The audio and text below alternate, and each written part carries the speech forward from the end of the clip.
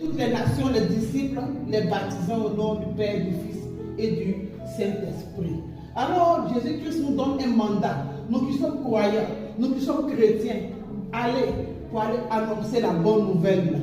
Nous donne une responsabilité. Nous devons nous lever et aller propager la parole de Dieu. C'est là le mandat que Jésus-Christ a laissé à ses disciples. Alléluia. Aujourd'hui est Pentecôte. Acte, le chapitre 2. Alors on lit Acte chapitre 2. La Bible nous parle.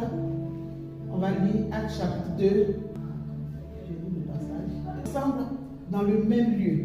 Tout à coup, il vint du ciel un bruit comme celui d'un vent impétueux. Et il remplit toute la maison où ils étaient assis. Alléluia. Alors des langues de feu, tous on a déjà lu la dernière fois. Là, la Bible dit tout à coup, l'Esprit de Dieu est descendu. L'Esprit de Dieu est descendu pour remplir les disciples. L'Esprit de Dieu est descendu pour remplir les disciples qui étaient assis dans la chambre haute. Alléluia. Et la Bible déclare que des langues semblables à des langues de feu. Il y a eu un baptême de feu. Il y a eu un baptême de feu. Lève la timidité. Pierre qui était triste, Pierre qui était peureux, a pris forme dans la vie de ses disciples-là. De timides qu'ils étaient, de peureux qu'ils étaient, sont devenus audacieux, courageux. Le Saint-Esprit transforme. Le Saint-Esprit transforme. Le Saint-Esprit nous équipe.